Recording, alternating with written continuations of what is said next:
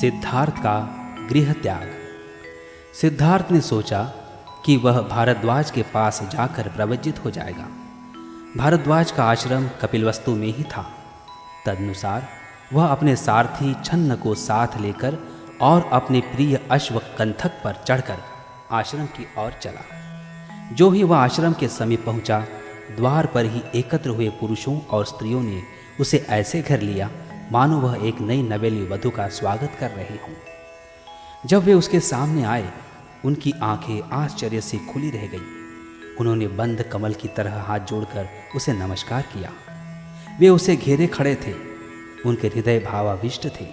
वे ऐसे खड़े थे कि मानो वे अपने अर्ध खिले नेत्रों से उसका पान ही कर रहे हों। कुछ स्त्रियों ने तो यही समझा कि वह कामदेव का साकार रूप है, क्योंकि वह अपने लक्षणों तथा अलंकारों से ऐसा ही अलंकृत था। कुछ दूसरी स्त्रियों ने उसकी कोमलता और ऐश्वर्य की ओर ध्यान देकर सोचा कि अपनी अमृतमय किरणों के साथ चंद्रमा पर उतर आया है। कुछ दूसरी स्त्रियां उसके सौंदर्य से इतनी पराभूत थी कि वह मुंह बाए खड़ी थी, मानो वे उसे निगल ही जाएगी। वे लंबे आश्वास ले रही थी। इस प्रकार स्त्रियां केवल उसकी ओर देख ही रही थी। न उसके मुंह में शब्द था, न चेहरे पर मुस्कुराहट। वे उसे घेरे खड़ी थी और उसके प्रवज्जित होने के निश्चय पर आश्चर्य से विचार कर रही थी। बड़ी कठिनाई से उसने उस भीड़ में से अपने लिए रास्ता निकाला और आश्रम के द्वार में प्रवेश किया। सिद्धार्थ को यह अच्छा नहीं लगता था कि शुद्धोदन और प्रजापति गौतमी उसके प्रवज्जित होने के समय उपस्थित रहे, क्योंकि वह जानता था कि ऐसे समय वे अपने को संभाले न रख सकेंगे।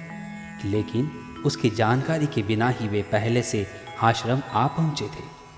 जो ही उसने आश्रम में प्रवेश किया, उसने देखा कि उपस्थित मंडली में उसके माता पिता भी है। अपने माता पिता को वहां उपस्थित देखकर वह सर्वप्रथम उनके पास गया और उनका आशीर्वाद चाहा। वे भावना से इतने अधिक अभिभूत थे कि उनके मुंह से एक शब्द नहीं निकल रहा था। वे लगातार रोते रहे। उन्होंने उसे छाती से लगाया और आंसुओं से उनका अभिषेक किया। चंद ने कंथक को एक पेड़ से बांध दिया था और पास खड़ा था। जब उसने देखा कि शुद्धोदन और प्रजापति आंसू बहा रहे हैं, तो वह भी भावनावश अपने आंसुओं को न रोक सका। बड़ी कठिनाई से अपने माता पिता से पृथक हो सिद्धार्थ वहां गया जहां छन्न खड़ा था। उसने वापिस घर ले जाने के लिए उसे अपने वस्त्र और गहने कपड़े दे दिए। तब उसने अपना सिर मुंडवाया। ऐसा करना परिव्राजक के लिए आवश्यक था। उसका चचेरा भाई महानाम परिव्राजक के योग्य वस्त्र और भिक्षा पात्र ले आया था। सिद्धार्थ ने उन्हें पहन लिया। इस प्रकार परिव्राजक का जीवन व्यतीत करने की पूरी तैयारी करके वह भारद्वाज के पास गया कि वह उसे विधिवत प्रवज्जित कर दे। अपने शिष्यों की सहायता से भारद्वाज ने आवश्यक संस्कार किए और सिद्धार्थ गौतम के परिव्राजक बनने की घोषणा कर दी। यह याद करके कि उसने शाक्य संघ के सम्मुख दोहरी प्रतिज्ञा की थी, एक तो प्रवज्जा लेने की और दूसरे अविलंब ही शाक्य जनपद की सीमा से बाहर हो जाने की। सिद्धार्थ गौतम ने प्रवज्जा का संस्कार समाप्त होते ही अपनी यात्रा आरंभ कर दी। जो जनसमूह आश्रम में इकट्ठा हो गया था वह असामान्य था। सिद्धार्थ गौतम की प्रवज्जा की परिस्थिति भी असामान्य ही थी। जब राजकुमार आश्रम से बाहर निकला, जनता भी उसके पीछे पीछे हो ली। उसने कपिलवस्तु से विदा ली और अनुमा नदी की ओर बढ़ा। पीछे मुड़कर देखा तो जनता अभी भी पीछे पीछे चली आ रही थी। उसने उन्हें रोका और कहा, बहनों और भाइयों, मेरे पीछे पीछे चले आने से क्या लाभ है? मैं शाक्य और कोलियों के बीच का झगड़ा न निपटा सका, लेकिन यदि तुम समझौते के पक्ष में जनमत तैयार कर लो तो तुम सफल हो सकते हो। इसलिए कृपा करके वापस लौट जाओ। उसकी प्रार्थना सुनी तो लोग पीछे लौट गए। शुद्धोदन और गौतमी भी महल को वापस चले गए।